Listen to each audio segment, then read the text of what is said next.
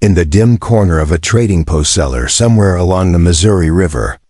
Sienna Kane sat with her back pressed against cold stone, wrists bound in iron shackles, waiting for the moment she had been dreading since the Lakota warrior called Vipasha had taken her 3 days ago. The iron door creaked open, and lamplight spilled across the dirt floor like liquid gold. Vipasha stepped inside, tall and broad-shouldered, his long black hair tied back with a strip of leather, his dark eyes unreadable. He wore buckskin leggings and a vest decorated with quillwork, and at his hip hung a knife that had seen more blood than Sienna cared to imagine. She had heard the stories. Vipasha, they said, was a warrior who took what he wanted, a man whose name alone made settler women lock their doors at night. Sienna's breath came fast and shallow, her green eyes locked on him as he crossed the small room. She had been a captive before years ago, taken by outlaws who had done things to her that still woke her screaming in the night. She knew what men did to women they considered theirs. She had learned to survive it once, but she did not know if she could survive it again. Vipasha stopped a few feet away, his gaze sweeping over her, taking in the torn sleeve of her dress, the bruises on her arms from the men who had dragged her from the overturned stagecoach, the defiant tilt of her chin even as her hands trembled.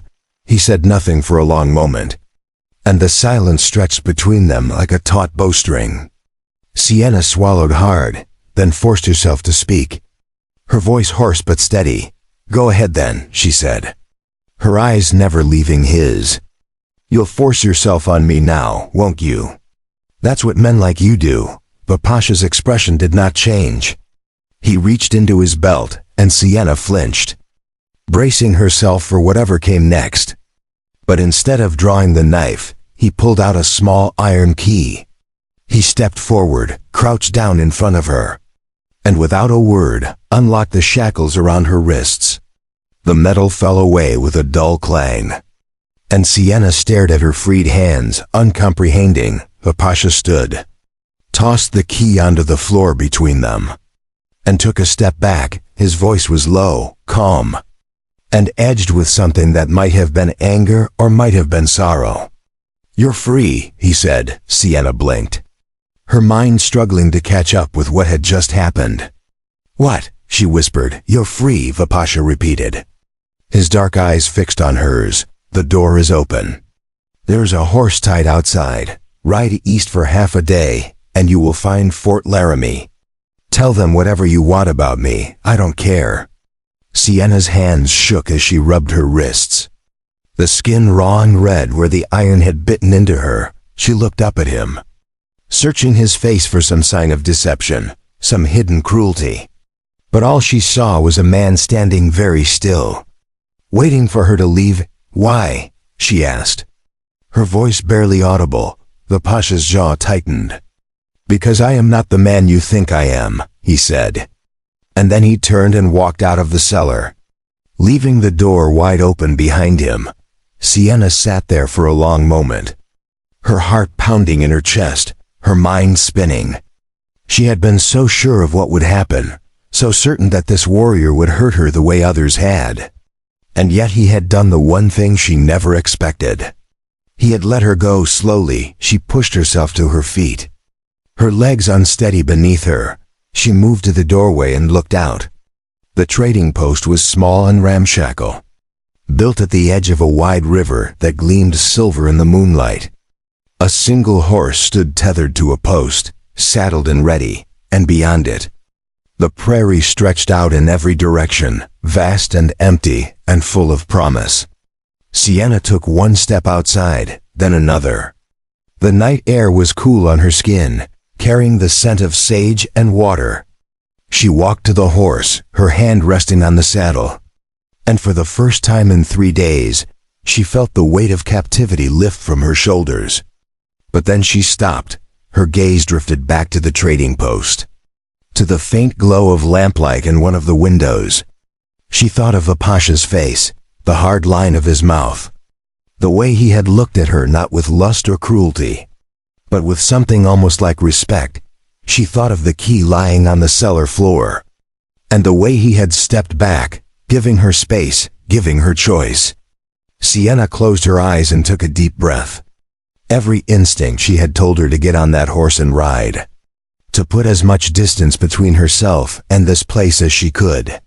But something else, something quieter and harder to name, held her in place.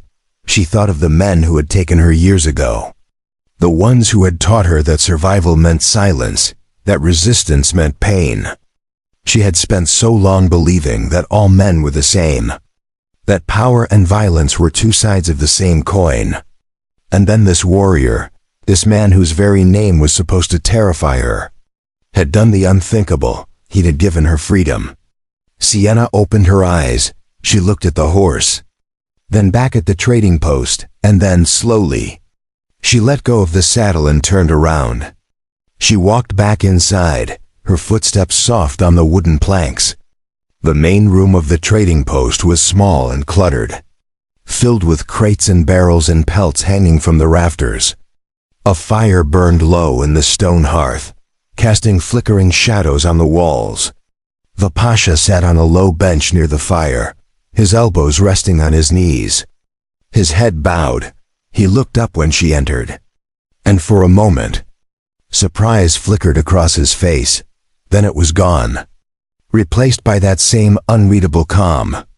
"Why didn't you leave?" he asked. Sienna hesitated, her hands twisting in the fabric of her skirt. "I don't know," she said honestly. "I should have, I know I should have. But she broke off, struggling to find the words. "You gave me a choice," she said finally. "No one has done that in a very long time." The Pasha studied her for a long moment, his dark eyes searching hers. "You owe me nothing," he said quietly. "I took you from that stagecoach because I thought you were in danger. The men with you were outlaws, wanted men. I did not know you were their prisoner too." Sienna's breath caught. "You didn't know," she repeated. "No," the Pasha said. "I thought you were one of them. When I realized you were not, I brought you here to keep you safe until I could decide what to do. But I will not keep anyone against their will." Sienna sank down onto a crate near the fire, her legs suddenly too weak to hold her. "The men who had me," she said slowly, "they were taking me to a brothel in Deadwood. They bought me from a man who claimed to be my husband. He wasn't. He was just someone who found me after." She stopped, her voice breaking. The Pasha leaned forward, his expression softening. "After what?" he asked gently. Sienna looked into the fire, the flames blurring through the tears she refused to let fall. "After the first time I was taken," she whispered. 5 years ago, by a gang of drifters. They kept me for 3 months before I escaped. When I finally got away, I had nothing, no family, no money, no place to go. So I let a man convince me he could protect me. And he sold me instead. The silence that followed was heavy, broken only by the crackle of the fire. The Pasha did not speak, did not offer empty words of comfort. He simply sat there, his presence steady and solid. And somehow that was enough.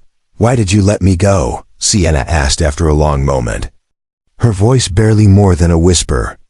The Pasha met her gaze, and for the first time, she saw something raw and honest in his eyes. "Because I know what it is to have your freedom taken from you," he said. "I know what it is to be seen as a thing instead of a person. And I will not do that to anyone, not ever." Sienna stared at him, her heart beating hard in her chest. She had expected a monster, had braced herself for violence. And instead she had found this, a man who understood. A man who had given her back the one thing she thought she had lost forever. "What will you do now?" the Pasha asked. Sienna looked down at her hands, at the red marks on her wrists, at the dirt under her fingernails. "I don't know," she admitted. "I have nowhere to go, no one waiting for me." The Pasha was quiet for a moment. Then he said, "You can stay here. If you want, there is food, a bed, you will be safe, and when you are ready, I will take you wherever you wish to go." Sienna looked up at him, her eyes searching his face.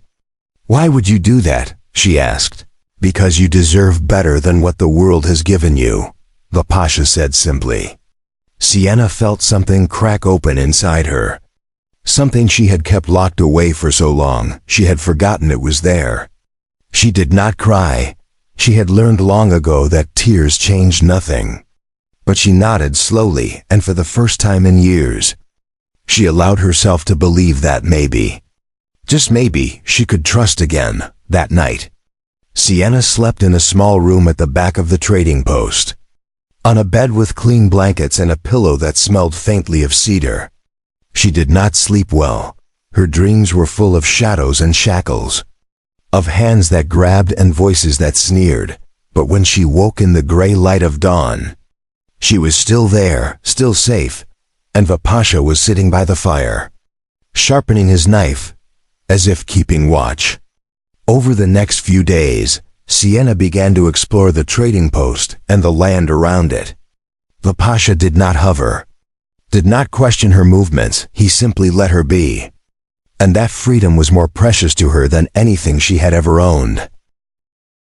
She learned that the Pasha lived alone, that he traded furs and goods with both settlers and tribal bands, moving between worlds with an ease that most men could never manage. She learned that he was Lakota from the Red Leaf Band, and that he had left his people years ago after a betrayal he would not speak of. And she learned that he was nothing like the stories said. He was quiet, thoughtful, careful with his words and his actions. He treated her with a respect she had never known, never asking for anything, never expecting gratitude, simply offering her a place to exist without fear. One evening, as the sun set over the river, Sienna found the Pasha standing at the edge of the water, his gaze fixed on the distant hills. She walked up beside him, her arms wrapped around herself against the cool breeze. "Thank you," she said quietly. The Pasha glanced at her, then back at the horizon. "For what?" he asked. "For seeing me," Sienna said. "Not as a thing to be used, not as a problem to be solved, just as a person." The Pasha was silent for a long moment, then he nodded. "You are more than what they made you believe," he said. Sienna felt her throat tighten. She looked out at the river, at the way the light danced on the water, and for the first time in as long as she could remember, she felt something like hope. The days that followed were strange and quiet, like the pause between lightning and thunder. Sienna found herself settling into a rhythm she had never known before, one built not on fear or survival, but on something tentative and fragile that felt almost like peace. Each morning, she woke to the sound of the Pasha moving about the trading post, the low murmur of his voice as he spoke to the horses, the creak of the door as he stepped outside to check the traplines he had set along the river. She would rise, dress in the simple clothes he had given her, a worn cotton dress and a shawl that had once belonged to someone else, and make her way to the main room where he always left bread and coffee warming by the fire. He never waited for her, never lingered to watch her eat. He gave her space. And that space was a gift she had not known how to ask for. One morning, as she sat by the fire with a cup of coffee cradled in her hands, the Pasha came in carrying an armful of firewood. He set it down near the hearth, brushing dust from his hands, then glanced at her. "There is a town 2 days east," he said, his voice even. "If you want to go, I can take you. They have a church, a school, people who might help you start over." Sienna looked down into her cup, watching the steam rise in thin wisps. She had thought about leaving, had lain awake at night turning the idea over in her mind like a stone. But every time she imagined herself in that town, surrounded by strangers who would ask questions she did not want to answer, she felt something tighten in her chest. "I'm not ready yet," she said quietly. The Pasha nodded, as if he had expected that answer. "Then you stay as long as you need," he said, and that was the end of it. But Sienna could not shake the feeling that she was borrowing time, that sooner or later, she would have to make a choice. She could not live in this small pocket of safety forever, could not keep hiding from the world, and yet the thought of stepping back into it, of facing the questions and the judgment and the hands that might reach for her again, filled her with a dread so deep it felt like drowning. That afternoon, she decided to make herself useful. She found a broom in the corner of the trading post and began sweeping the floors. Pushing dust and debris toward the door, the Pasha was outside mending his saddle, and when he looked up and saw her working, he frowned. "You don't have to do that," he called out. "I know," Sienna said, not pausing in her work, "but I want to." The Pasha watched her for a moment longer, then returned to his task without another word. But that evening, when she went to the well to draw water, she found that he had already filled the bucket and left it sitting on the edge. Still cold and fresh, it was a small thing. So small it might have meant nothing. But to Sienna, it meant everything. The next day, she decided to venture farther from the trading post. She walked along the riverbank, her bare feet sinking into the cool mud, her eyes scanning the water for fish. The sky was wide and blue, stretching out in every direction. And for the first time in years, Sienna felt like she could breathe. She found a spot where the river widened into a shallow pool, and she knelt down, cupping water in her hands and splashing it over her face.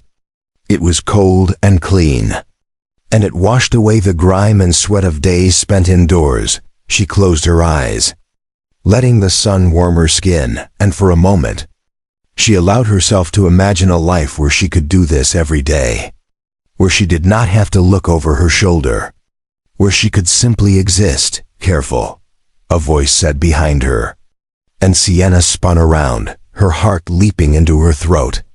The Pasha stood a few feet away, his arms crossed over his chest, his expression unreadable. "The current is stronger than it looks," he said, nodding toward the pool. "People have drowned here." Sienna let out a shaky breath, her hand pressed to her chest. "You startled me," she said. "I know," the Pasha said, and there was the faintest hint of amusement in his voice. "You were not paying attention." Sienna bristled. "I was just—" She stopped, realizing he was right. She had been so lost in her own thoughts that she had not heard him approach, had not noticed the way the water moved faster near the center of the pool. The Pasha walked closer, crouching down beside the water. He picked up a stick and tossed it into the current, and Sienna watched as it was swept away in seconds, disappearing around a bend. "The river takes what it wants," the Pasha said quietly. "It does not ask, it does not give warnings. You have to be smarter than it." Sienna looked at him, really looked at him, and she realized that he was not trying to scare her, he was trying to teach her, to give her the tools she would need to survive on her own. "Why do you care?" she asked, the question slipping out before she could stop it. The Pasha met her gaze, his dark eyes steady. "Because no one cared for me when I needed it," he said, "and I will not make that mistake with someone else." Sienna felt her chest tighten, felt the familiar sting of tears she refused to shed. She looked away, down at the water, and said nothing. The Pasha stood, brushing dirt from his hands. "Come," he said. "I will show you where the fish hide." And so he did. He led her upstream to a place where the water pooled behind a cluster of rocks, where trout darted in and out of the shadows. He taught her how to read the current, how to move slowly so as not to disturb them, how to strike fast when the moment came. Sienna watched him, her eyes tracing the lines of his face, the way his hair fell loose around his shoulders, the quiet confidence in every movement he made. And she realized with a start that she trusted him, not because he had forced her to, not because he had demanded it, but because he had earned it. One small action at a time. That evening, they ate the fish they had caught, cooked over the fire with wild onions and sage. It was the best meal Sienna had eaten in months, maybe years, and she told him so. The Pasha shrugged. "Food tastes better when you catch it yourself," he said. Sienna smiled, a small fleeting thing, but real. "Maybe," she said. They sat in silence for a while. the fire crackling between them, and then Vipasha said, "You asked me why I care." Sienna looked up, surprised. "I told you I know what it is to lose your freedom," Vipasha continued, his gaze fixed on the flames, "but I did not tell you how." Sienna waited, her hands folded in her lap, her heart beating a little faster. Vipasha took a breath, then began to speak, his voice low and steady, like the current of the river. "I was born into the Red Leaf Band," he said. "My father was a warrior, my mother a healer. I had 2 brothers. Both older, both stronger. I was the youngest. The one who was supposed to prove himself." He paused, his jaw tightening. "When I was 16, our band was attacked by soldiers. They came at dawn, when the fires were still low and the warriors were still waking. They killed my father first, then my brothers. My mother tried to protect me, and they shot her where she stood." Sienna's breath caught. But she did not speak, did not interrupt. "I was taken prisoner," Vipasha said, his voice flat, empty of emotion. "They put me in chains, took me to a fort. I was kept there for 2 years. Not as a prisoner of war, but as a curiosity. Something to show off to visiting officers. Something to break." He looked at her then, and Sienna saw the darkness in his eyes, the weight of things he would never fully put into words. "They tried," Vipasha said, "but I would not break, and when I finally escaped, I swore I would never let anyone take my freedom again. And I would never take it from anyone else." Sienna felt tears slip down her cheeks. Hot and unbidden, she did not try to stop them, did not try to hide them. She simply sat there, letting them fall. Because for the first time, she understood. "I'm sorry," she whispered. Vipasha shook his head. "Don't be," he said. "We both survived, that is enough." But it wasn't enough, not for Sienna. She wanted to tell him that she understood, that she knew what it was to be seen as less than human, to be used and discarded. But the words would not come, so instead, she reached across the space between them and placed her hand over his. Vipasha looked down at their hands, then up at her. And something passed between them, something unspoken but clear. A recognition, a shared grief, a quiet, fragile connection. He did not pull away. The next morning, Sienna woke to the sound of voices outside. She sat up quickly, her heart pounding, and moved to the window. 2 men stood near the edge of the trading post. Both white, both armed. They were talking to Vipasha. Their voices low and tense. Sienna could not hear what they were saying. But she saw the way Vipasha stood, his body angled between the men in the door, his hand resting on the hilt of his knife. She saw the way the men looked at him, with suspicion and barely concealed contempt, and she felt her stomach twist. One of the men gestured toward the trading post, and Vipasha shook his head, his expression hard. The man took a step forward, his hand moving to his gun, and Sienna's breath caught. But Vipasha did not flinch. He said something, his voice too low for Sienna to hear, and the man stopped. His hand fell away from his gun, and after a moment, both men turned and walked away, their shoulders stiff with anger. Vipasha stood there for a long moment, watching them go. And then he turned and saw Sienna standing in the window. Their eyes met, and he gave a small nod, as if to say, "It's over, it's fine." But Sienna knew it wasn't fine. She had seen the way those men looked at him, had seen the hatred in their eyes, and she realized with a sickening clarity that the world outside this small pocket of safety was just as dangerous for him as it was for her. When Vipasha came back inside, Sienna was waiting. "Who were they?" she asked. "Bounty hunters," Vipasha said, his voice flat. "Looking for a Lakota man they say killed a settler. They thought I might know where he is." "Do you?" Sienna asked. Vipasha looked at her. "No," he said, "but even if I did, I would not tell them." Sienna swallowed. "They'll come back," she said. "Maybe," Vipasha said. "But not today." He moved past her. heading toward the back room, and Sienna felt something shift inside her. A realization that had been building for days. Weeks slowly taking shape. She could not keep hiding here. Could not keep pretending that the world outside did not exist. But she also could not leave, not yet. Not when she finally felt like she had found something worth staying for. "Vipasha," she called out, her voice stronger than she expected. He stopped, turned to look at her. "Teach me," Sienna said. "Teach you what?" he asked. "How to survive," she said.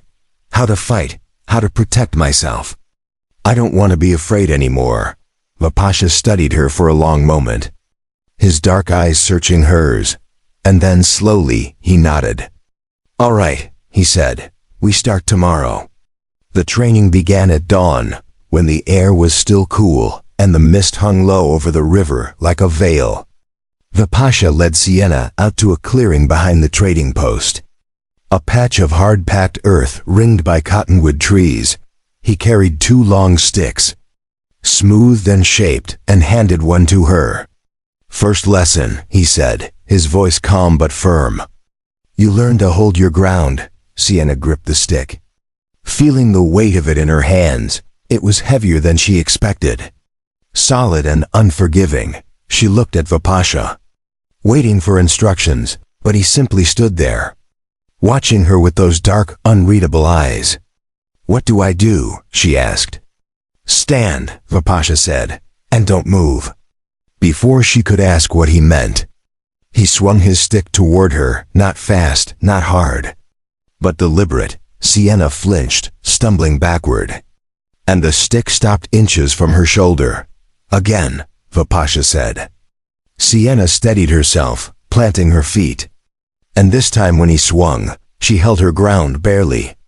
The stick tapped her arm, light as a breath, but the impact sent a jolt through her. "Better," Vipasha said. "But your feet are wrong. You're leaning back. Afraid of the hit. If you lean back, you fall. Lean forward. Meet it." Sienna adjusted her stance, shifting her weight, and Vipasha nodded. "Again," he said. They went on like that for an hour. Maybe more, Vipasha swinging. Sienna learning to stand firm, to anticipate the movement, to read his body before the strike came. By the time he finally lowered his stick, her arms were shaking, her breath coming hard, and sweat dripped down her back. "Enough for today," Vipasha said. And Sienna nearly collapsed with relief. But as she turned to walk back to the trading post, he called out, "Sienna." She stopped, looked back. "You did well," he said. And the simple praise hit her harder than any blow. Over the next weeks, the training intensified. Vipasha taught her how to use the stick as a weapon, how to block and strike, how to move her body in ways that felt unnatural at first, but gradually became instinctive. He taught her to read the land, to know when someone was following her by the way birds scattered from the trees, to find water by the color of the soil, to start a fire with nothing but flint and patience. And slowly, something began to shift inside Sienna. The fear that had lived in her chest for so long, that constant weight pressing down on her lungs, began to ease. She still woke in the night sometimes, gasping from dreams of shackles and hands in dark cellars. But now when she woke, she remembered where she was and who was nearby. And the fear would fade one afternoon, after a particularly grueling session where Vipasha had knocked her flat on her back 3 times. Sienna sat in the dirt, wiping blood from her split lip. She looked up at him, her green eyes blazing with frustration. "You're not holding back," she said. "No," Vipasha agreed. "Why not?" she demanded. Vipasha crouched down beside her, his expression serious. "Because the men who want to hurt you won't hold back," he said. "And if I teach you to fight someone who holds back, you will die the first time you face someone who doesn't." Sienna stared at him, her chest heaving. And then she nodded. "Again," she said. Pushing herself to her feet, Vipasha smiled. Just a slight curve of his mouth, and stood. "Again," he agreed. But it wasn't just fighting that he taught her. In the evenings, when the training was done and they sat by the fire, Vipasha would talk not about himself, but about the world. He told her about the Lakota way of seeing the land, not as something to own, but as something to be part of. He taught her the names of plants, which ones healed and which ones killed. He showed her how to track animals by their prints, how to tell a deer from an elk.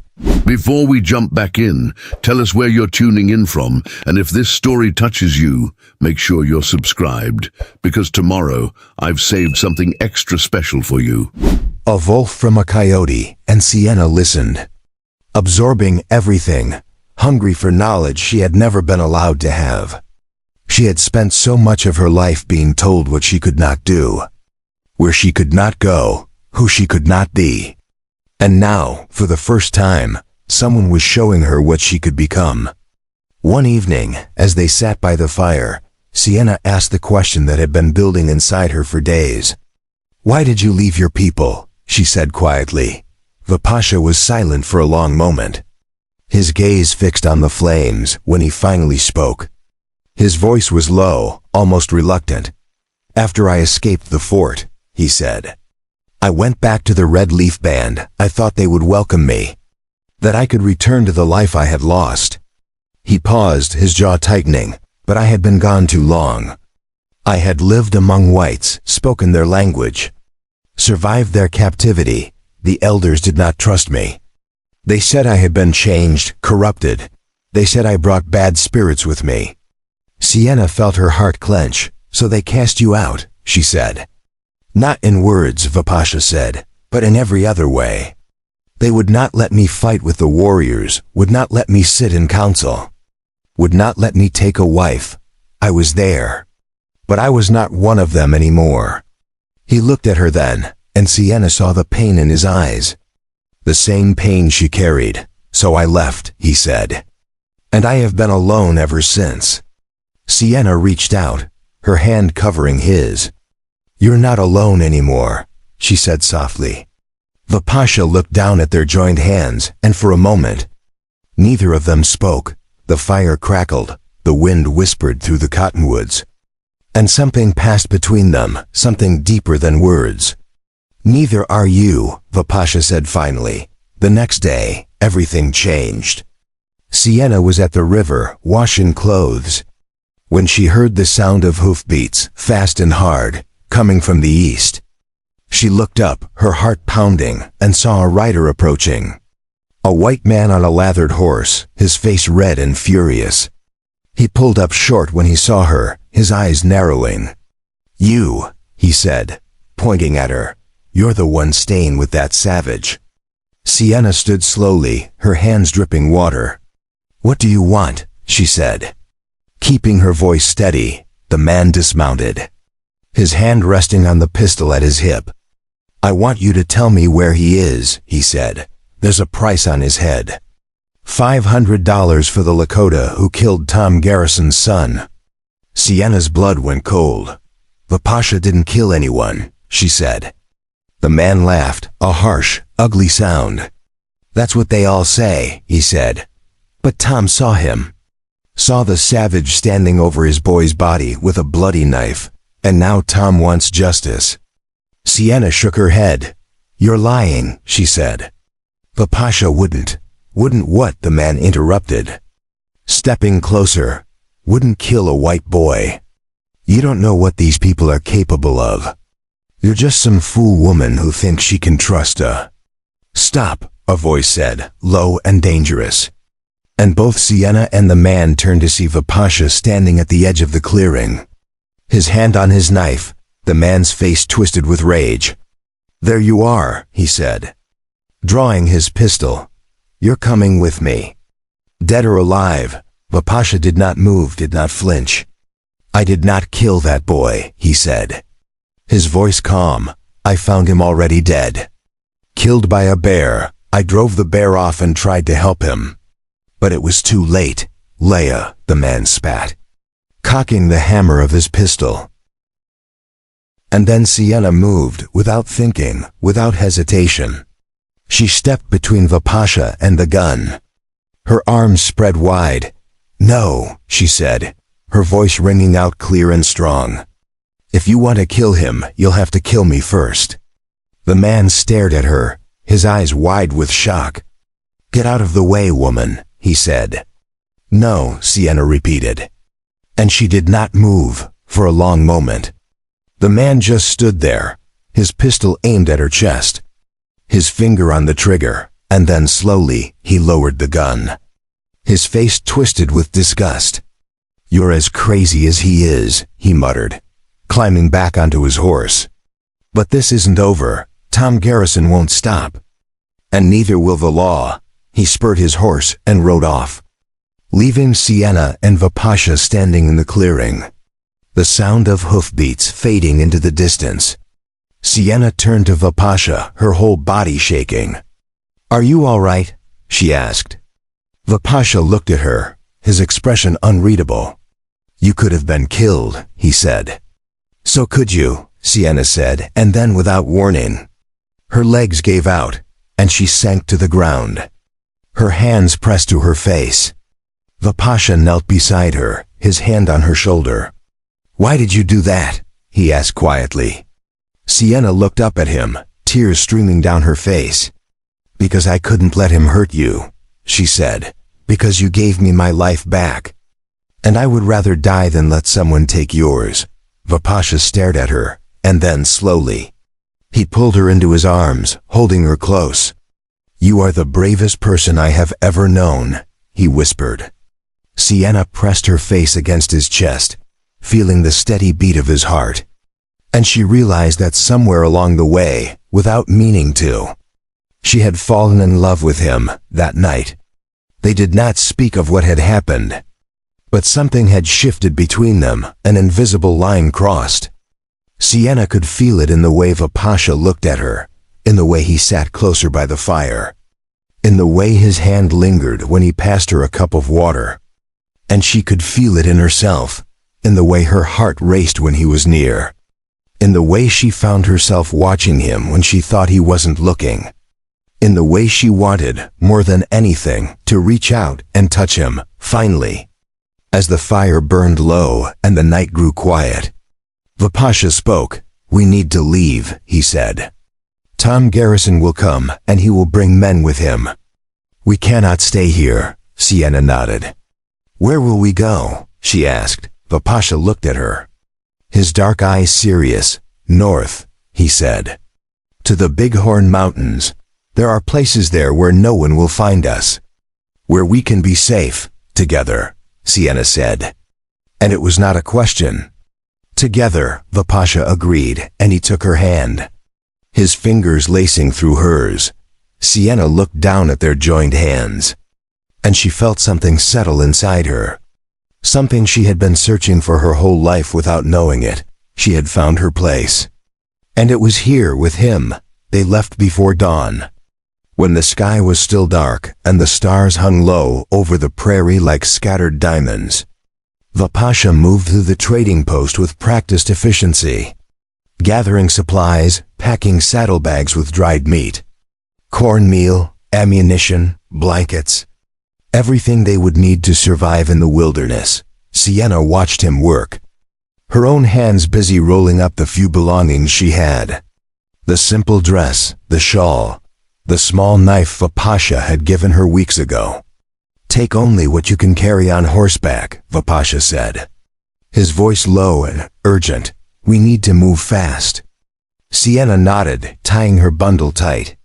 Her heart hammered in her chest, not from fear exactly, but from the weight of what they were doing, leaving behind the only shelter she had known in years, heading into unknown territory with men hunting them. But when she looked at Vipasha, saw the determination in his eyes, the careful way he checked every strap and buckle, she felt something else, trust. They saddled 2 horses, strong Plains Mustangs that Vipasha had traded for months ago. Sienna mounted hers with newfound confidence, her body remembering the lessons Vipasha had taught her about balance and control. Vipasha swung onto his own horse with fluid grace, and for a moment he looked back at the trading post, his jaw tight, You built a life here, Sienna said quietly. I built a shelter, Vipasha corrected, not a life. A life requires more than walls and a roof. He turned his horse north, and Sienna followed. They rode hard through the pre-dawn darkness, the horse's hooves pounding against the earth in a rhythm that matched Sienna's racing pulse. Behind them, the trading post disappeared into the shadows, and ahead, the vast expanse of the Dakota prairie stretched out like an ocean of grass and sky. By midday, they had covered miles, following a route that kept them away from established trails and settlements. Vipasha led them through ravines and creek beds, places where their tracks would be harder to follow. He spoke little, his attention fixed on the horizon, on the subtle signs that others might miss. The distant dust cloud, the way birds circled, the stillness that could mean danger. They stopped only briefly to rest the horses and eat. Sienna's legs ached from the hard riding, her hands blistered from gripping the reins. But she did not complain. She had asked for this, asked to be taught how to survive, and now she was learning the hardest lesson of all. That survival meant pushing past comfort, past pain, past the voice that whispered it would be easier to give up. As they rode, Vipasha told her what to watch for. See those tracks, he said, pointing to a pattern in the mud near a stream. 3 horses shod, moving fast, probably passed through yesterday. Sienna studied the marks, committing them to memory. How can you tell how fast they were moving? She asked. The depth of the print, Vipasha said. The spacing, when a horse runs. It throws more dirt. The prints are farther apart. These were running from something or toward something, Sienna asked. Vipasha looked at her, a flicker of approval in his eyes. Good question, he said. We'll assume both and stay alert. That night, they made camp in a narrow canyon, sheltered by high rock walls that would hide their fire. Vipasha built the fire small and efficient, just enough to cook the rabbit he had snared an hour before sunset. Sienna watched him work, admiring the economy of his movements. Nothing wasted, nothing unnecessary, as they ate. The silence between them felt different than it had before, deeper, more intimate. Sienna found herself studying the lines of his face in the firelight. The strong jaw, the dark eyes that held so much pain and so much strength. She wondered what he saw when he looked at her. If he saw the broken woman she had been, or the person she was becoming. What are you thinking? Vipasha asked. And Sienna realized she had been staring. She felt heat rise to her cheeks. I was thinking about how much has changed, she said. A month ago, I thought I would die in that cellar. And now I'm riding across the prairie with a Lakota warrior, running from bounty hunters. Learning to track and fight and survive. Vipasha smiled slightly. Life changes fast on the frontier, he said. It's more than that, Sienna said, her voice soft. You changed me. You saw something in me that I didn't see in myself. Vipasha set down the stick he had been using to tend the fire and looked at her directly. I saw what was always there, he said. Strength, courage, the will to survive. You just needed someone to show you how to use it. Sienna felt her throat tighten. No one ever believed in me before, she whispered. Then they were fools, Vipasha said simply. The words hung in the air between them, and Sienna felt something shift. Some invisible barrier crumbling. She moved closer to him, closing the distance across the fire, and Vipasha did not pull away. Instead, he reached out and tucked a strand of hair behind her ear, his fingers lingering against her cheek. Sienna, he said, his voice rough. If we do this. If we, he stopped, searching for words. If we what? Sienna asked, though she knew. She could see it in his eyes, feel it in the way his hand trembled slightly against her skin. If we become more than what we are now, Vipasha said. There is no going back. The world will not accept us. We will always be running, always hiding. Sienna covered his hand with hers. I don't care about the world, she said. I care about you. The Pasha's eyes searched hers. And then he leaned in and kissed her. It was not gentle, not tentative, but fierce and desperate. Like two people who had been drowning and had finally found air. Sienna kissed him back with everything she had. All the fear and loneliness and hunger for connection pouring out of her. When they finally pulled apart, both breathing hard, the Pasha rested his forehead against hers. "I will protect you," he said. "With everything I am, I will keep you safe. And I will stand with you," Sienna said, "no matter what comes." They held each other as the fire burned down to embers. And for the first time in longer than either could remember, they felt complete. The next morning, they woke to the sound of distant thunder. Not a storm, but hoofbeats, many of them. The Pasha was on his feet instantly. His hand on his rifle. "Get the horses," he said. His voice sharp with urgency. Sienna moved fast, her training kicking in. She saddled both horses while the Pasha climbed to the top of the canyon wall to scout. When he came back down, his face was grim. "7 riders," he said, "armed. Following our trail, Tom Garrison," Sienna said. And it was not a question. The Pasha nodded, "And his men. There may be an hour behind us. We need to move now." They mounted and rode hard, pushing the horses to their limits. The canyon opened into a wide valley, and beyond it, the land rose into foothills. The beginning of the Bighorn Range, if they could reach the mountains. The Pasha had said they would have a chance.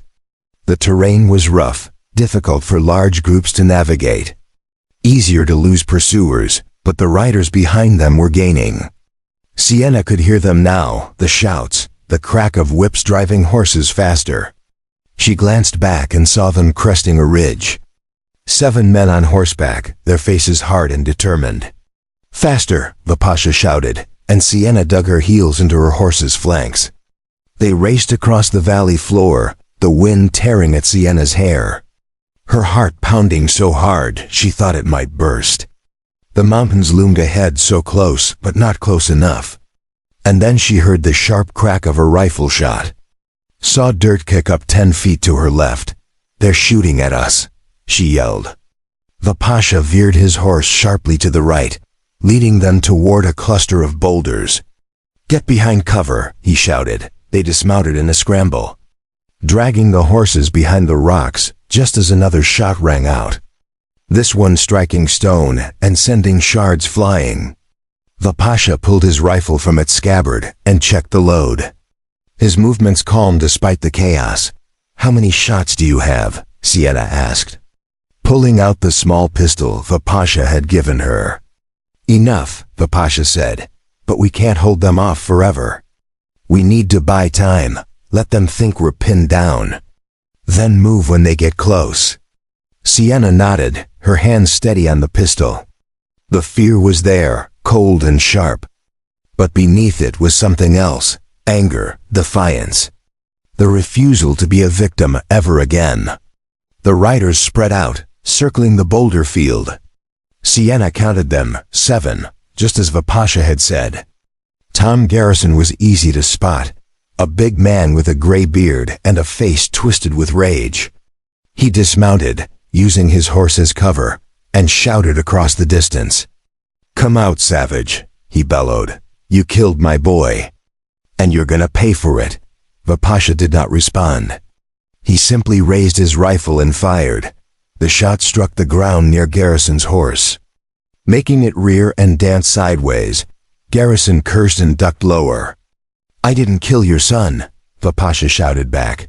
"He was already dead when I found him. Killed by a bear. I tried to save him." "Liar," Garrison roared. "I saw you standing over him. Saw the blood on your hands." "The blood was from the bear," the Pasha said, his voice steady. "I drove it off. But your son was already gone. I'm sorry for your loss. But I did not kill him."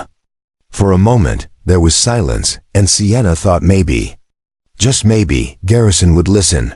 But then one of his men shouted, "He's lying, boss. Indians always lie." And Garrison raised his rifle and fired. The shot whined past Vipasha's head, so close Sienna felt the air move. Vipasha dropped flat, then rolled and fired back, his shot catching one of Garrison's men in the shoulder. The man screamed and fell from his horse. Chaos erupted, shots rang out from all sides. Bullets pinging off rocks. Ricocheting wildly, Sienna fired her pistol. Not sure if she hit anything. Just trying to keep the men from advancing, Vipasha moved like water. Firing, reloading, shifting position, always one step ahead. And then Sienna saw one of the men flanking them, moving through the rocks on foot. Rifle raised, he was young, maybe 20. His face pale and frightened, but determined, he raised his rifle, aiming straight at Vipasha's back. Sienna did not think, she raised her pistol and fired. The shot took the young man in the chest, and he fell backward, his rifle clattering on the rocks. Sienna stared at him, her hands shaking, her breath coming in gasps. She had just killed a man. Vipasha grabbed her arm, pulling her down. "Stay low," he said. And then he saw the body, saw the look on her face. "You did what you had to," he said, his voice firm. "He would have killed me." Sienna nodded. But she could not look away from the young man's still form. Could not stop seeing his face, the surprise in his eyes. Another shot cracked out, this one closer. And Vipasha pulled her back to reality. "We have to move," he said. Now, they ran, crouched low, using the rocks for cover. They reached the horses and mounted in one fluid motion, spurring them toward the mountains, behind them. Garrison's men were shouting, regrouping. But they had lost precious seconds, and Vipasha used everyone. They rode into the foothills as the sun began to set, the shadows lengthening, the air growing cold.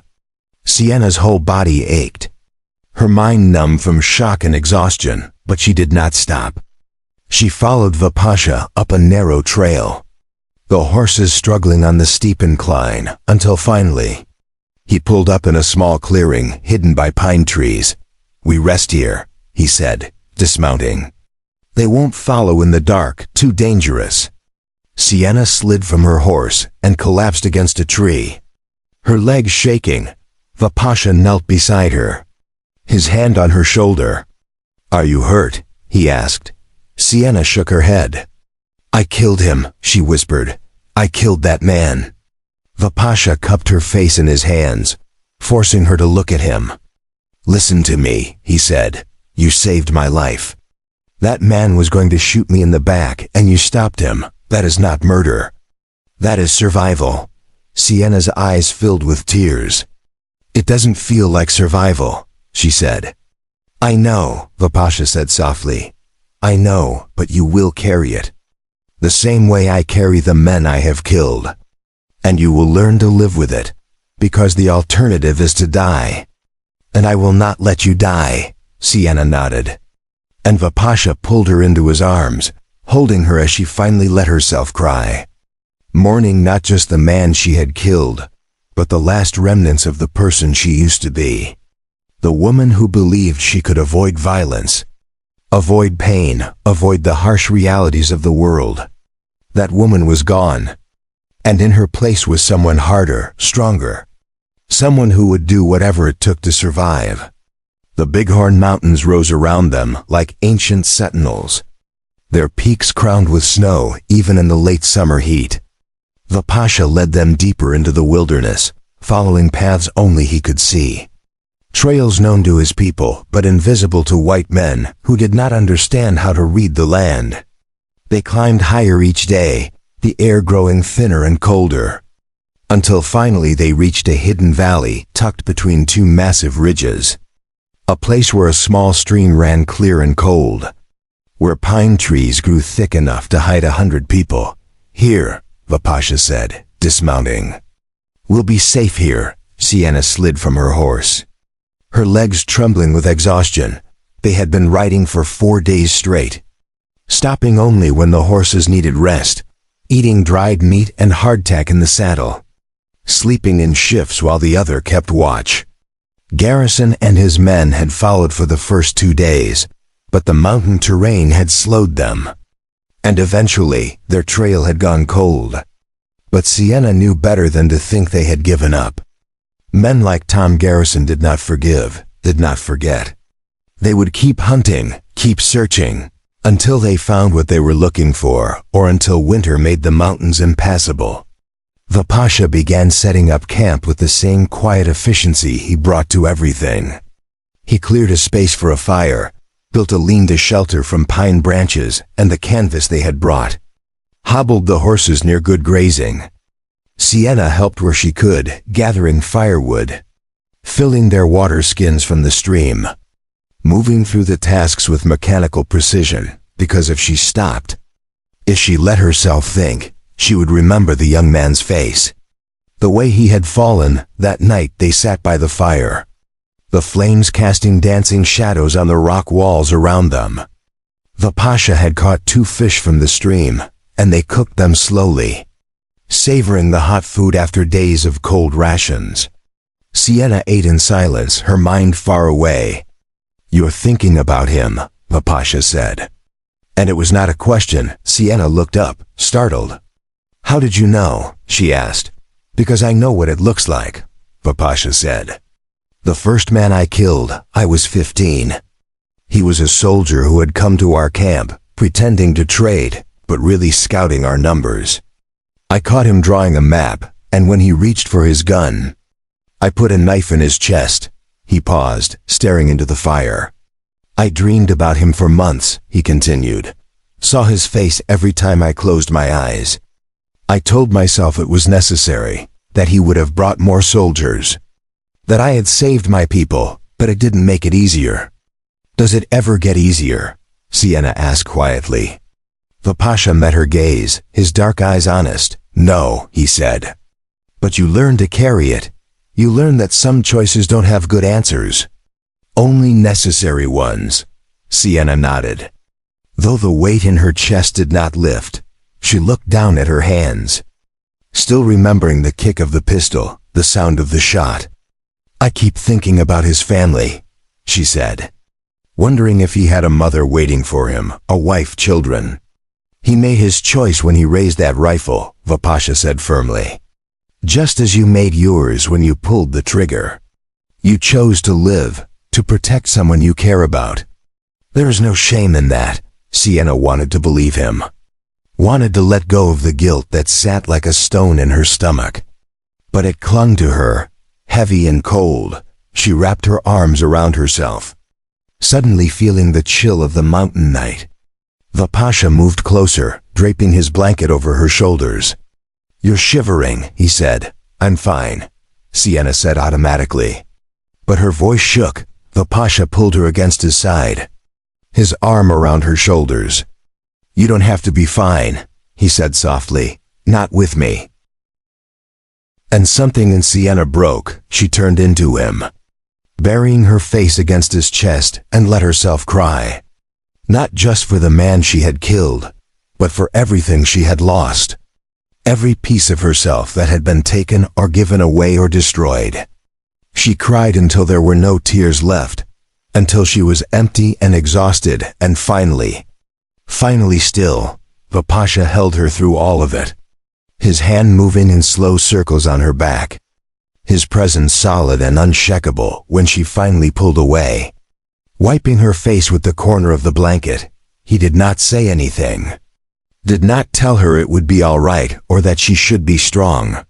He simply handed her a cup of water and waited. "Thank you," Sienna said, her voice hoarse. "For what?" the Pasha asked. "For not leaving me alone with this," she said. The Pasha's expression softened. "You will never be alone again," he said. "Not as long as I am alive." The words settled over Sienna like a blanket. Warm and comforting, she leaned her head on his shoulder. And they sat like that for a long time, watching the fire burn down to embers, listening to the night sounds of the mountains, the wind in the trees, the distant call of an owl, the rustle of small animals in the underbrush. Over the following days, they fell into a new rhythm. The Pasha hunted and fished, bringing back deer and rabbit and trout. Sienna learned to preserve the meat, cutting it into strips and smoking it over the fire. She gathered wild berries and roots, the edible plants Vipasha had taught her to recognize. She mended their clothes, patched the holes in their boots, made their camp into something that felt almost like a home. But more than that, she began to heal. The nightmares still came, but less frequently, and when they did, Vipasha was there, pulling her from the darkness with his steady voice and gentle hands. She practiced the skills he had taught her, spending hours each day with the stick and the knife, working through the forms until her body moved without thinking, until the fear that had lived in her for so long began to fade, replaced by confidence, by strength. One afternoon, Preparing and narrating this story took us a lot of time, so if you are enjoying it, subscribe to our channel. It means a lot to us now. Back to the story. as she was working on a new shelter, a more permanent structure built from logs and chinked with mud and moss, Vipasha came back from checking the trapline with a strange look on his face. "What is it?" Sienna asked, setting down the axe she had been using. Vipasha held up a piece of cloth, faded blue fabric torn and dirty. "I found this caught on a branch near the lower trail," he said. "It's fresh, maybe a day old." Sienna felt her stomach drop. "Someone's been here," she said. "Or passing through," Vipasha said, but his expression was tight with worry. "Could be a trapper, a prospector, but we can't take chances." "What do we do?" Sienna asked. "We watch," Vipasha said. "We stay alert, and if they come closer, we move." That night, neither of them slept. They took turns keeping watch, ears straining for any sound that did not belong, eyes scanning the darkness for movement. But the night passed quietly, and when dawn came, there was no sign of anyone. Still, the unease remained. Sienna could see it in the way Vipasha moved. More carefully, more deliberately.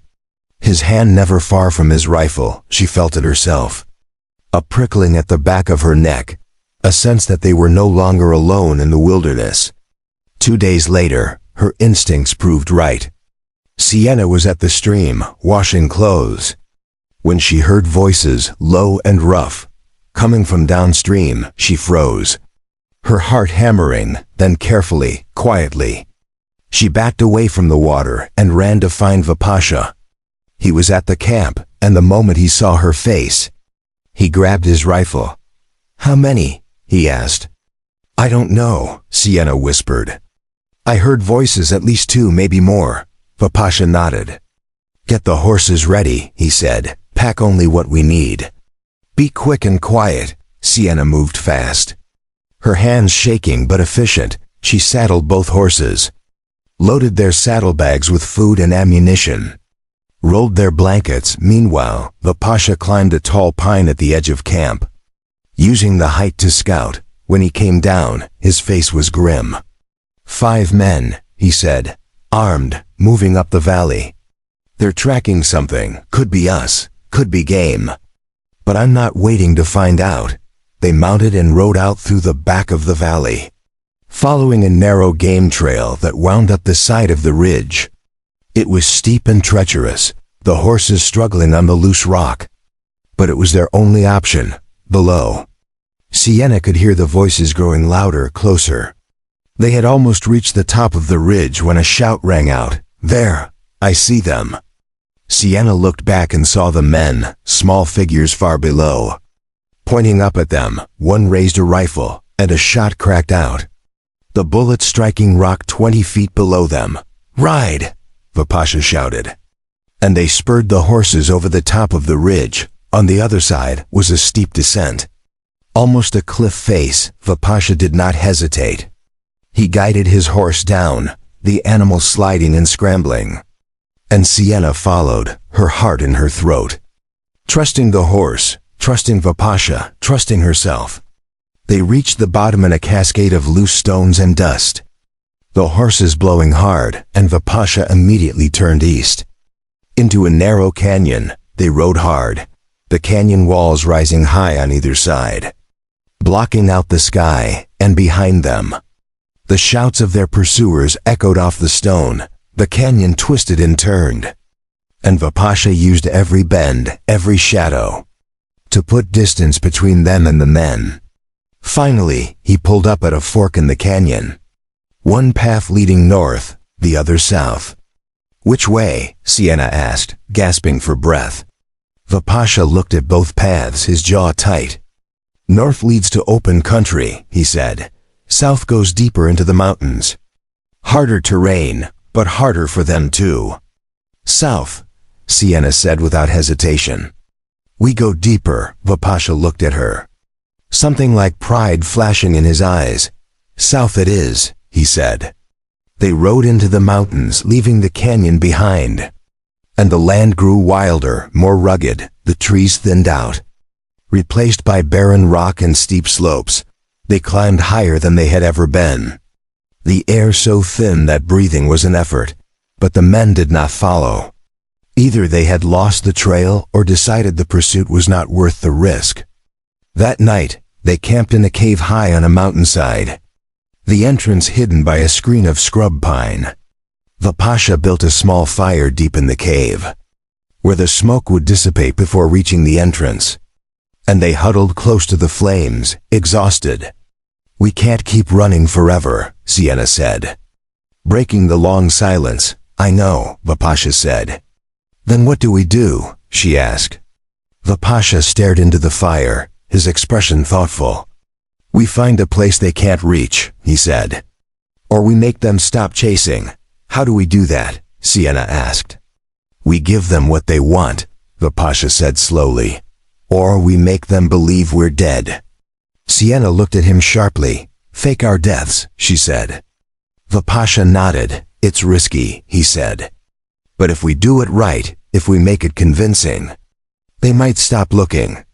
Sienna considered this, turning it over in her mind. "What would we need to do?" she asked. "Stage a fall," Vipasha said. "Leave evidence, blood, torn clothing, maybe one of the horses. Make it look like we tried to cross a dangerous pass and didn't make it." "And then?" Sienna asked. "We disappear," Vipasha said. "Go somewhere no one knows us. Start over." Sienna looked at him. At this man who had given her everything, her freedom, her strength, her life. "Would that work?" she asked. "Maybe," Vipasha said. "Or maybe they'll see through it, but it's a chance." Sienna reached out and took his hand.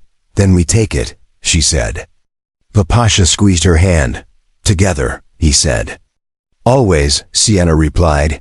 They found the perfect place 3 days later.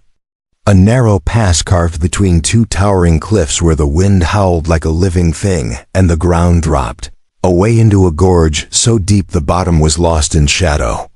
Vipasha stood at the edge, looking down, calculating, his mind working through every detail of the plan they had conceived. "This will work," he said, turning to Sienna. "The fall is sheer enough that anyone looking from above will believe no one could survive it. And the river at the bottom will carry away any evidence they might search for." Sienna peered over the edge, her stomach lurching at the sight. "What do we leave behind?" she asked. Vipasha had already thought this through. "Your horse," he said, and Sienna felt her heart clench. The mare had carried her faithfully through everything, and the thought of sacrificing her felt wrong. But Vipasha saw her expression and shook his head. "We don't kill her," he said gently. "We stage it. We'll lead her down a side trail to the valley below, set her loose. She's smart enough to find her way to water and grass." Sienna nodded, relieved. "And the blood?" she asked. Vipasha drew his knife and without hesitation cut a shallow line across his palm. Blood welled up, dark and red. He let it drip onto the rocks at the edge of the pass, then tore a strip from his shirt and pressed it to the wound. "We leave this," he said, dropping the bloody cloth near the edge. "And some of your clothing, torn, as if you tried to grab onto something and failed." Sienna removed her shawl, the one Vipasha had given her months ago at the trading post. She tore it deliberately, leaving ragged edges. then placed it carefully on a sharp outcropping of rock, as if it had been caught there during a fall. The sight of it hanging there, fluttering in the wind, made her chest ache. It felt too real, too much like an ending. The Pasha saw her hesitation and stepped close. His hand on her shoulder. "This is not an ending," he said quietly. Reading her thoughts, "This is a beginning. A chance to live without fear, without looking over our shoulders every day." Sienna looked up at him, at the face she had come to know better than her own. The strong jaw, the dark eyes that held so much pain and so much hope. "Where will we go?" she asked. "West," the Pasha said. "Into the territories where the law is still new and names don't matter as much as what you can do. We'll find a place, build something new. No one will know us. No one will care about our past. And if they find us anyway?" Sienna asked. The Pasha's expression hardened. "Then we fight," he said. But together, always together, they spent the next hour carefully arranging the scene. Scattering small personal items, a tin cup, a piece of rope. Things that would suggest a desperate attempt to navigate the treacherous pass. The Pasha even fired his rifle once, the shot echoing off the canyon walls. Then left the spent casing on the ground, suggesting a struggle or perhaps a final, futile signal for help. When they were finished, they stood back and surveyed their work. It looked convincing, heartbreakingly so. Any tracker worth his salt would see this and conclude that two people had tried to cross the pass, lost their footing, and fallen to their deaths in the gorge below. "It's time," the Pasha said. They led Sienna's mare down a hidden trail that wound along the cliff face, narrow and dangerous, but passable for someone who knew what they were doing. At the bottom, where the trail opened into a green valley with a stream running through it, the Pasha removed the saddle and bridle. He ran his hand along the mare's neck one final time, speaking to her in Lakota. Words Sienna did not understand but felt the meaning of. "A blessing, a wish for safety. Go on," he said softly, slapping the horse's flank. "Be free." The mare stood for a moment, confused, her ears swiveling back toward them, then trotted off toward the water, her head high, her mane flowing in the wind. Sienna watched her go, a lump in her throat. "She'll be all right," the Pasha said. "Horses are survivors. She'll find a herd or a ranch. Somewhere she'll be safe." They climbed back up the trail, moving quickly now, and mounted the Pasha's horse together. Sienna sitting behind him, her arms wrapped around his waist. They rode west, away from the pass, away from the life they were leaving behind. The sun was setting, painting the sky in shades of orange and pink and deep purple.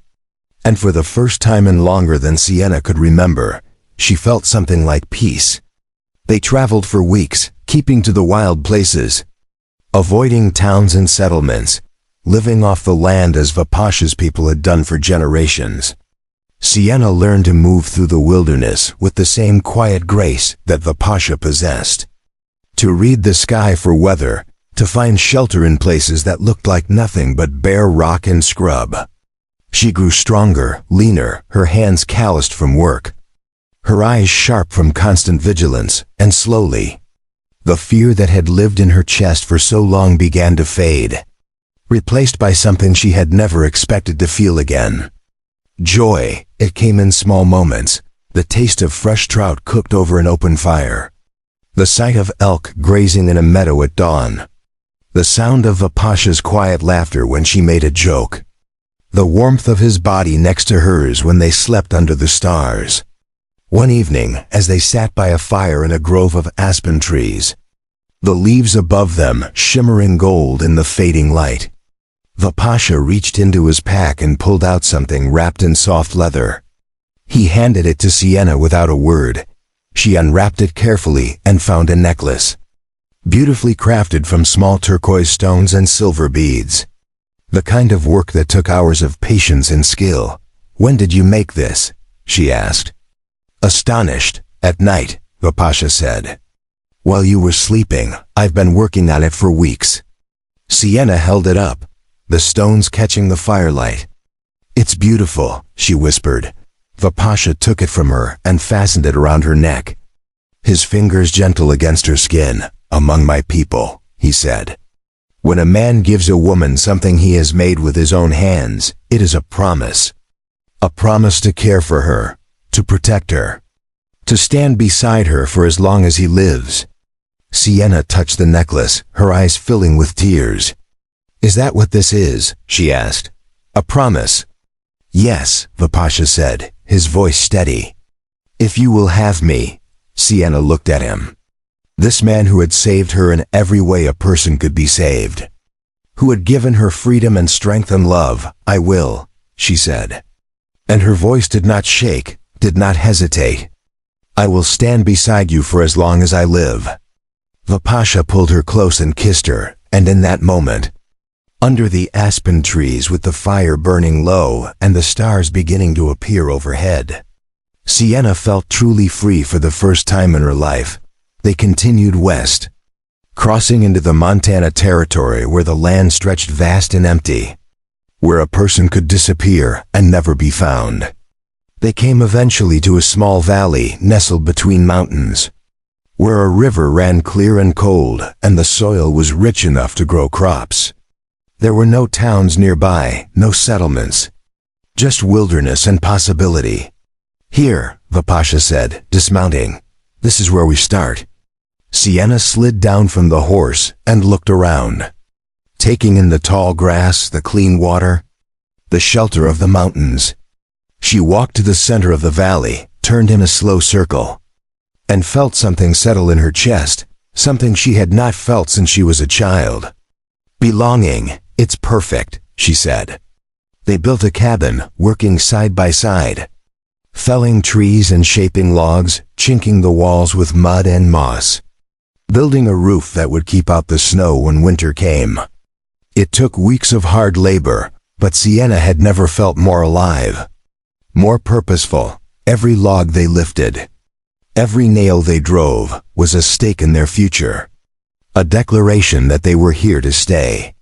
Vipasha taught her how to notch the logs properly, how to make the joints tight and strong. And Sienna proved to be a quick learner, her body strong from months of training, her hands capable. They worked from sunrise to sunset, pausing only to eat and rest. And by the time the first snow began to fall, the cabin stood complete, small but sturdy, with a stone fireplace and real glass windows they had traded for at a distant trading post. When the cabin was finished, Vipasha stood in the doorway and looked at Sienna. "We did this," he said, and there was wonder in his voice. "We built something that is ours." Sienna came to stand beside him, her hand finding his. "Not just a cabin," she said, "a home." As autumn turned to winter, they prepared for the cold months ahead, smoking meat, gathering firewood, storing root vegetables in a cellar they had dug beneath the cabin floor. Vipasha showed Sienna how to tan hides properly, how to make clothing that would keep them warm even in the deepest cold. And she worked with determination, wanting to contribute, wanting to prove that she could carry her weight. The first snow came early, blanketing the valley in white, and they spent long evenings by the fire, talking, planning, dreaming of the future. Vipasha told her stories of his childhood, of the games he played with his brothers, of the hunts and ceremonies and the rhythm of life in the Red Leaf Band. And Sienna listened, absorbing every word, learning about the man he had been before the world had broken him. One night, as the wind howled outside and the fire crackled warm inside, Sienna told Vipasha something she had been holding close for weeks. "I think I'm with child," she said quietly. Vipasha went very still, his eyes searching hers. "Are you certain?" he asked.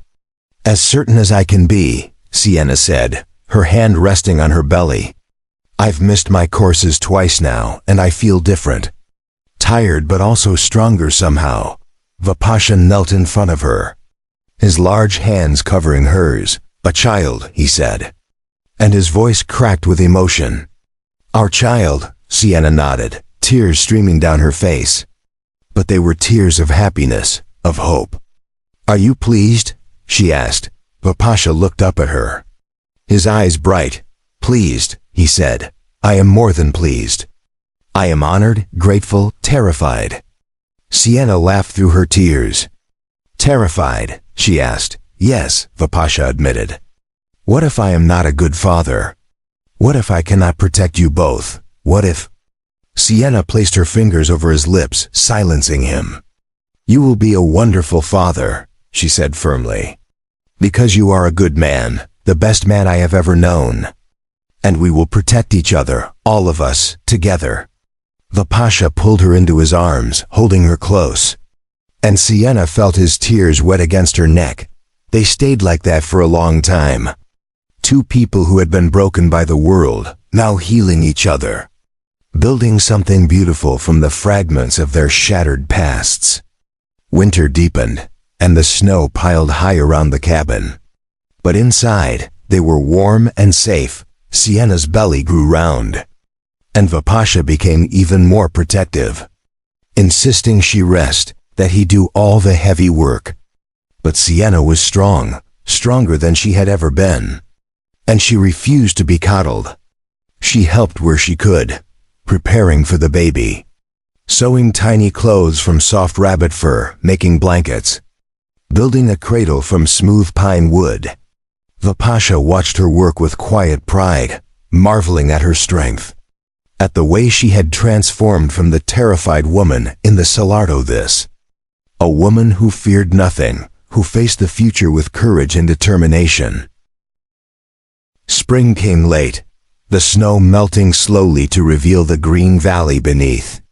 And on a warm April morning, when the wildflowers were just beginning to bloom and the air smelled of new growth and possibility, Sienna went into labor. Vapasha had prepared as best he could.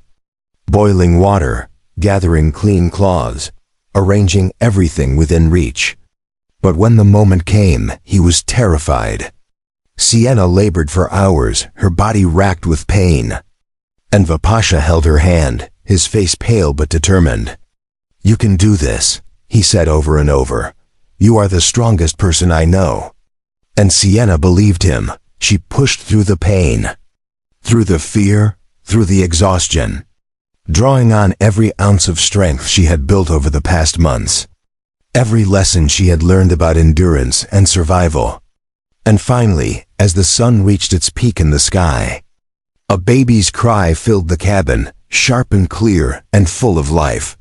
Vapasha wrapped the baby in a soft blanket and placed her in Sienna's arms. "A daughter," he said, his voice choked with emotion. "We have a daughter." Sienna looked down at the tiny, perfect face, at the dark eyes that blinked up at her, and she felt her heart expand in a way she had never imagined possible. "She's beautiful," she whispered. Vapasha sat beside her on the bed, his arm around her shoulders, his eyes on their daughter. And for a long moment, neither of them spoke. They simply existed in that perfect moment, a family, whole and complete. "What should we name her?" Vapasha asked finally. Sienna thought for a moment, then said, "Hope, we'll call her Hope. Because that's what she is. Proof that even after everything, there is still hope. Still a future worth living for." Vapasha kissed Sienna's forehead, then gently touched Hope's tiny hand. "Hope," he repeated, "it's perfect." The years that followed were not easy. The valley was isolated, the winters harsh. And there were times when supplies ran low and illness threatened. But Sienna and Vapasha faced every challenge together. They raised their daughter in a home filled with love and laughter, teaching her to fish and hunt, to read the land. To be strong and kind and brave, Hope grew quickly. A wild child with her mother's green eyes and her father's dark hair. She learned to ride before she could write, to track animals before she could read. And she grew up knowing she was loved, knowing she belonged, never once feeling the sting of rejection or the weight of being unwanted. And sometimes, on quiet evenings when Hope was asleep and the fire burned low, Sienna would think back to that cellar, to the moment when she had been certain her life was over. to the warrior who had stepped back, tossed her the key, and said, "You're free."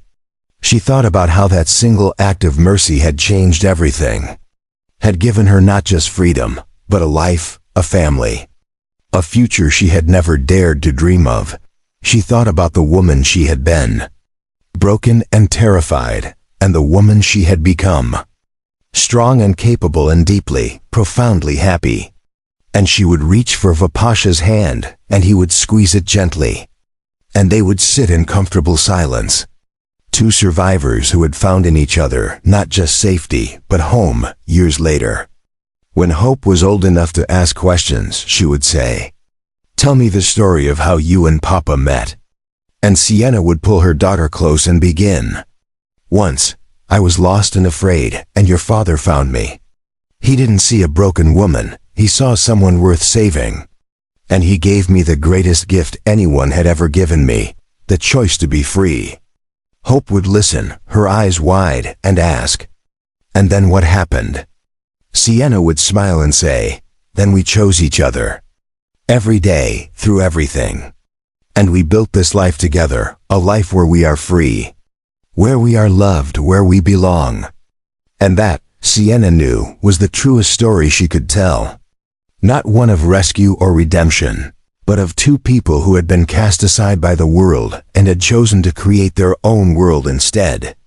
One built on trust and respect, and a love that had grown from the smallest seed of mercy into something strong and unbreakable.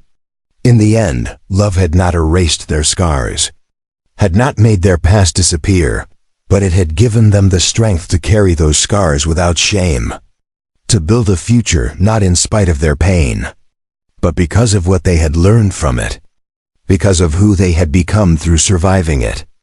And as Sienna sat in the cabin she and Vipasha had built with their own hands, holding their daughter, watching the man she loved chop wood outside in the golden evening light, she knew with absolute certainty that she had finally found what she had been searching for her entire life. A place where she was not just tolerated or pitied or used, but truly, deeply, wholly loved. She was home. And she was free. And that was everything. 1 year later, the Montana Valley had transformed over the course of a year. What had once been raw wilderness now bore the marks of human habitation. Careful cultivation that worked with the land rather than against it. The cabin had grown. Vipasha had added a second room for Hope, and a covered porch where they could sit in the evenings and watch the sun set over the mountains. A small barn stood near the river, housing 2 horses, a milk cow, and a handful of chickens that Sienna had traded for at a distant settlement. The garden Sienna had planted that first spring now flourished. Rows of corn and beans and squash growing in the traditional Three Sisters method that Vipasha had taught her. Herbs hung drying from the porch rafters, their scent mixing with the smell of pine and wood smoke. A root cellar had been dug deep into the hillside, its shelves already filling with preserved vegetables and smoked meat for the coming winter. It was a good life, a hard life, but one they had built together with their own hands and their own determination. On this particular morning in late summer, Sienna stood in the garden with Hope balanced on her hip. The child now 15 months old and curious about everything. Hope reached for a ripe tomato, her small fingers grasping, and Sienna gently redirected her hand to a leaf instead. "Not yet, little one," she said softly. "We pick them when Papa comes back." Vipasha had left 3 days ago to check the trap lines he had set in the higher elevations, and to scout for any signs of other people in the area. They had been alone in the valley for over a year now. Undisturbed, but Vipasha never let his guard down completely. He believed in being prepared, in knowing what was coming before it arrived. It was a lesson he had learned the hard way, and one he would never forget. Sienna heard the sound of hoofbeats and turned, her hand instinctively moving to the rifle she kept propped against the garden fence. But she relaxed when she saw Vipasha riding into the clearing. His posture easy, his face calm. He was leading a second horse, a sturdy pack animal loaded with furs and supplies. "Papa," Hope squealed, reaching out her arms. And Vipasha's stern expression melted into a smile that transformed his entire face. He dismounted and walked over, taking Hope from Sienna's arms and lifting her high in the air. Making her laugh with delight. "How is my little bird?" he asked. And Hope babbled something incomprehensible, but clearly enthusiastic. Her small hands patting his cheeks, Sienna watched them. Her heart swelling with a contentment so deep it almost hurt. She marveled at how natural Vipasha was with their daughter. How gentle despite his warrior's hands. How patient despite the hardships he had endured. "Good trip?" she asked. "Very good," Vipasha said, setting Hope on his shoulders where she grabbed fistfuls of his long dark hair. "The traplines were full, and I found a trader willing to pay fair prices. We have enough to last through winter, and then some." He also had news from the east. Said the railroad is coming through Wyoming territory, bringing more settlers. "How close?" Sienna asked, concern flickering across her face. "Still months away from reaching anywhere near us," Vipasha assured her. "But it means the world is changing. Getting smaller, we may need to be more careful." "Any signs of trouble?" Sienna asked. The question she always asked, the one that mattered most. Vipasha's expression grew serious. "No," he said. "The trader asked about newcomers in the area.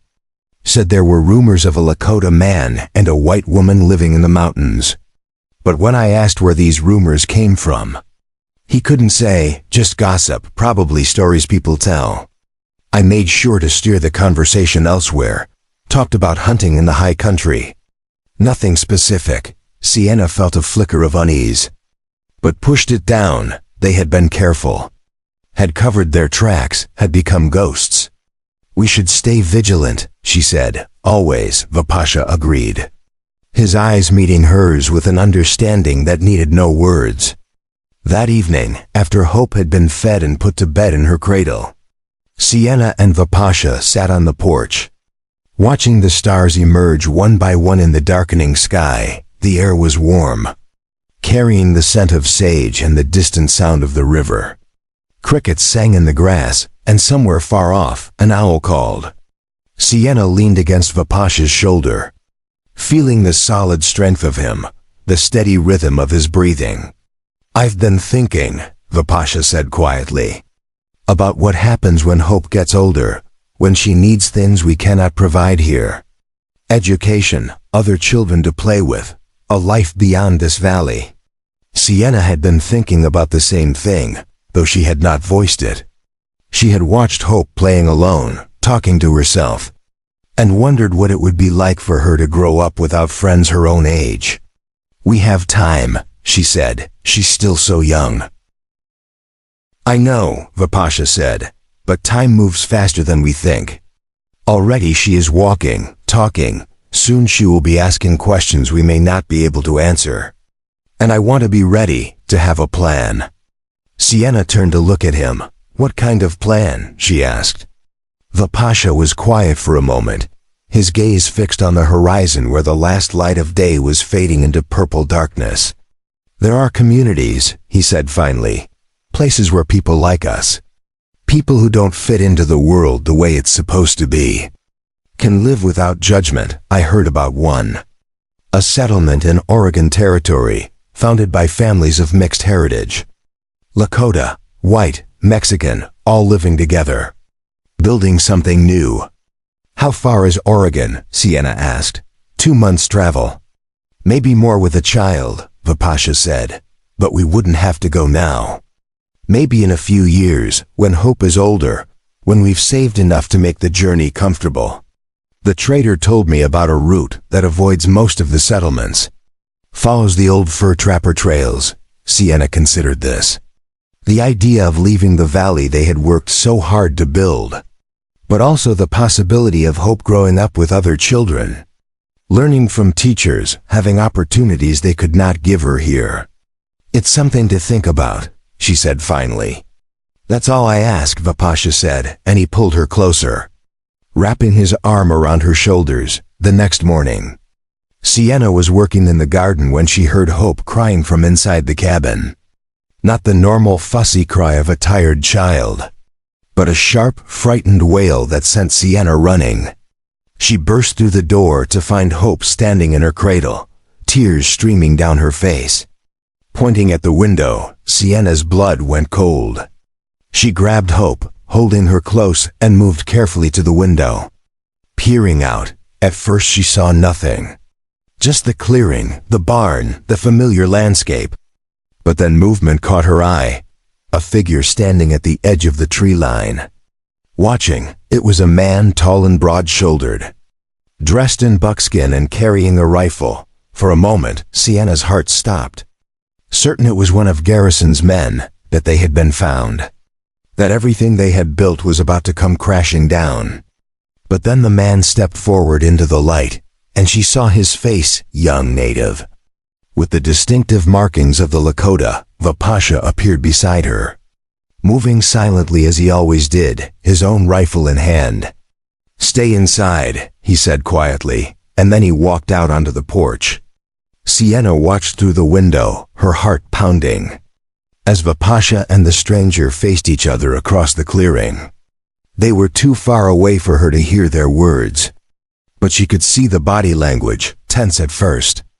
Vapasha's hand never leaving his rifle, then gradually relaxing as recognition dawned, and then, to her shock, Vapasha lowered his rifle, and the two men clasped forearms in the traditional greeting. When Vapasha returned to the cabin, the stranger following a respectful distance behind. Sienna was waiting, Hope still in her arms. The child now quiet but watchful. "Who is he?" she asked. "His name is Chaska," Vapasha said. "He is from the Red Leaf Band, my cousin's son. I knew him when he was just a boy." Sienna felt her stomach drop. "Your people found us," she said. Vapasha shook his head. "Not my people, just him. He has been looking for me for months, traveling alone. He says no one else knows where we are, and he will keep it that way." "Why?" Sienna asked, her voice sharp with fear. "Why has he been looking for you?" Vapasha looked at her, his expression gentle but serious. "Because they need my help." Chaska stood on the porch, waiting to be invited in, and Vapasha gestured for him to enter. The young man stepped inside, his eyes immediately going to Sienna and Hope. He spoke in Lakota, his voice respectful. And Vapasha translated, "He says you have a beautiful family, and he apologizes for frightening your daughter." Sienna relaxed slightly. "Tell him it's all right," she said. And Vapasha did. They sat at the table, and Chaska explained why he had come. Speaking in a mixture of Lakota and broken English, the Red Leaf Band was in trouble. A new Indian agent had been assigned to their reservation. A cruel man named William Tate who withheld rations, who beat children for speaking their own language, who allowed whiskey traders to operate freely, destroying the community from within. Women were being assaulted, men beaten for minor infractions, sacred objects destroyed as punishment. The elders had remembered Vapasha, remembered his strength and his wisdom, and they wanted him to come back, to help them fight for their rights. "They cast me out," Vapasha said, his voice hard. "They said I was corrupted, that I brought bad spirits. Why should I help them now?"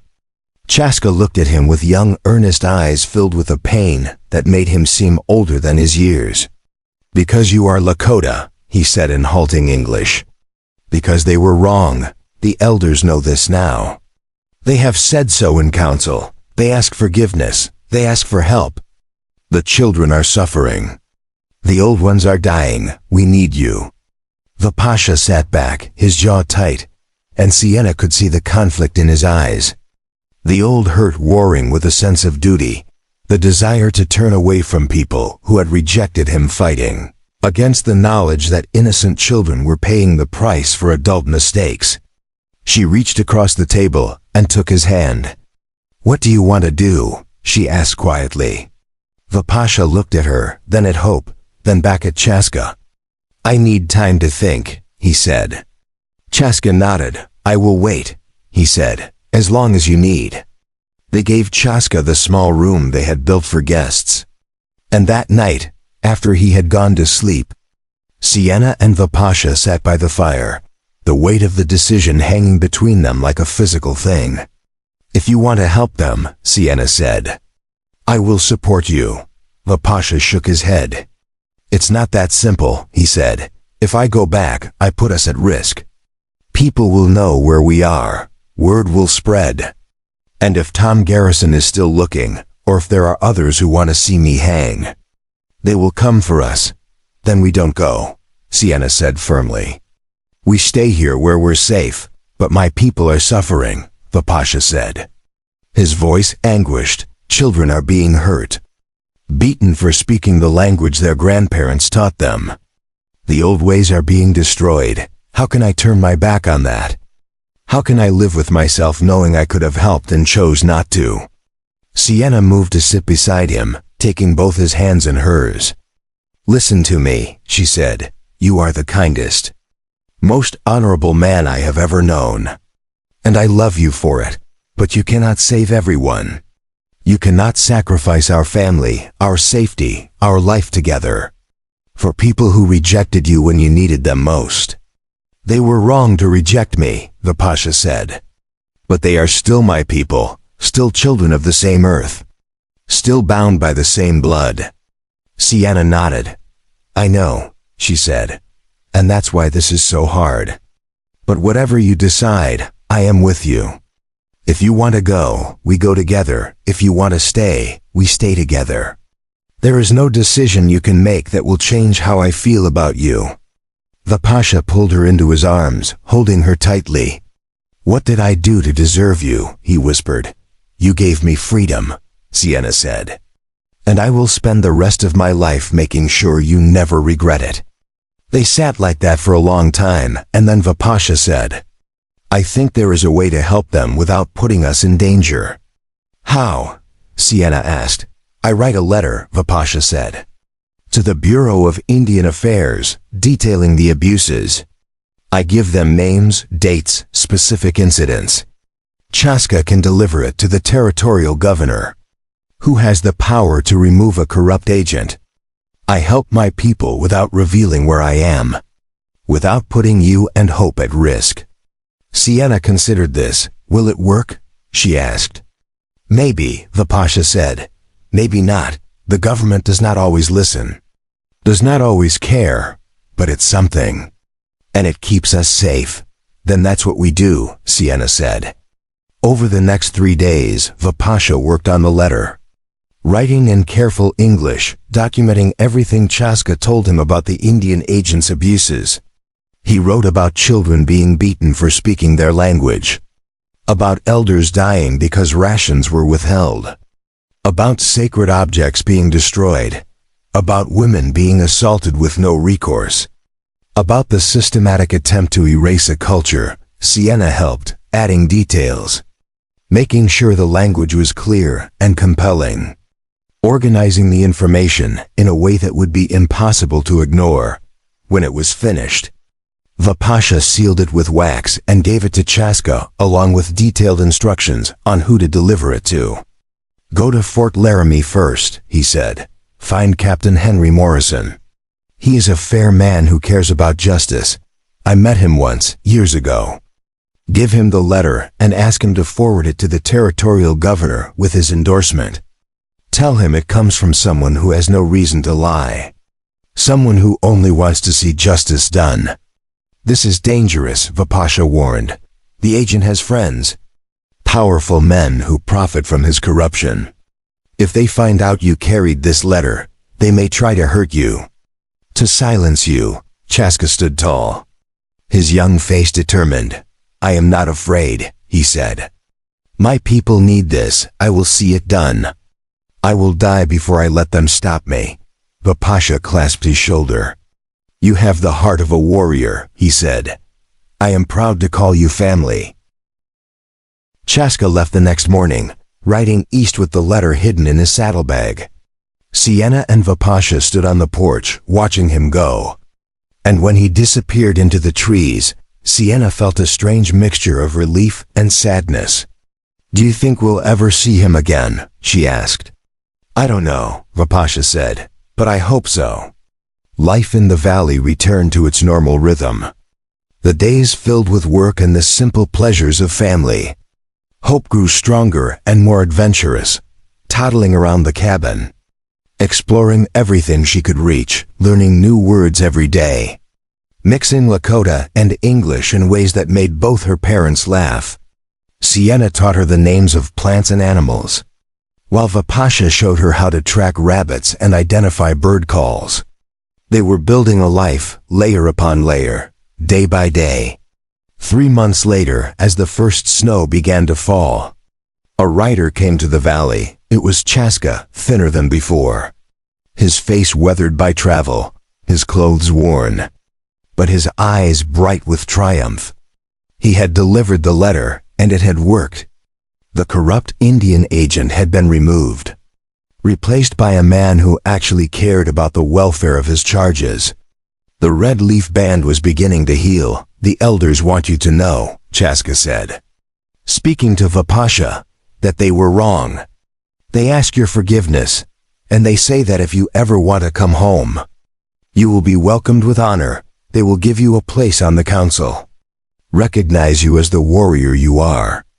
Vipasha listened, his face unreadable, and then he said, "Tell them I forgive them. Tell them I am glad they are safe. But this is my home now, here with my family." Chaska nodded, understanding. "They will be sad," he said, "but they will respect your choice." Before Chaska left, Sienna gave him a package: dried meat and bread and a warm blanket, herbs for healing and a small pouch of coins. "For your journey," she said, "and tell your people that they are not forgotten, that there are those who still fight for them, even from far away." Chaska took it gratefully. "You are kind," he said. "Vipasha's lucky to have you." "I'm the lucky one," Sienna said, glancing at Vipasha when Chaska was gone. Sienna and Vipasha stood together in the falling snow, watching the white flakes drift down from a gray sky. Hope was inside, napping, and for a moment, they were alone with their thoughts. "Do you ever regret it?" Sienna asked. "Choosing this life, choosing me?" Vipasha turned to her, his dark eyes fierce and tender. "Never," he said, "not for a single moment. You are my life, Sienna, you and Hope. Everything else is just noise." Sienna smiled, tears pricking her eyes. "I love you," she said. "And I love you," Vipasha replied, pulling her close. That winter was the coldest they had experienced, the snow piling so high it reached the windows of the cabin, but inside, they were warm and safe. They told stories by the fire, played games with Hope, made plans for the spring planting. Vipasha carved toys for Hope from soft pine wood. A little horse, a bird, a rabbit, and she played with them for hours, making up stories in the language that was half English, half Lakota, creating a world all her own. And on the longest, darkest nights, when the wind howled like wolves outside, Sienna would lie in Vipasha's arms and think about how far they had come. She thought about the woman she had been, broken and terrified, waiting in that cellar for the worst to happen, believing her life was over. And she thought about the man Vipasha had been, standing in that doorway with a key in his hand, making a choice that would change both their lives forever. Neither of them had known where that choice would lead, what it would cost, what it would give them. But they had made it together, step by step, day by day, building a life from nothing but determination and love. And now here they were, a family, a home, a future stretching out before them full of possibility. As spring returned and the snow melted away, revealing the green valley beneath, Sienna stood in the garden with Hope, now walking confidently on her own, chasing butterflies through the new growth. Vipasha was repairing the barn roof, his movements sure and strong, and Sienna watched him, feeling a contentment so deep it had become part of her bones. This was freedom, she realized. Not just the absence of chains, but the presence of choice. The ability to build a life on her own terms with a person who respected her, loved her, stood beside her as an equal. This was what Vipasha had given her when he tossed her that key. Not just freedom from captivity, but freedom to become who she was meant to be. And she had given him something too, a second chance, a family. A reason to believe that the world could be kind. That love could be real. That home was not a place but a person. They were not perfect. They still had nightmares sometimes. Still carried scars that would never fully heal. But they had each other, and they had hope. And that was more than either of them had ever dared to dream of. As the sun set over the mountains, painting the sky in shades of gold and crimson, Sienna called Hope inside for supper. Vipasha climbed down from the barn roof and walked toward the cabin. And together, the three of them sat at their table, shared their meal, and laughed at Hope's attempts to tell a story about a bird she had seen. And in that moment, Sienna knew with absolute certainty that they had won. They had taken all the pain and fear and brokenness the world had given them, and they had transformed it into something beautiful, something lasting, something worth fighting for. They were free, they were loved, and they were home. Up next, you've got two more standout stories right on your screen. If this one hit the mark, you won't want to pass these up. Just click and check them out. And don't forget to subscribe and turn on the notification bell so you don't miss any upload from us.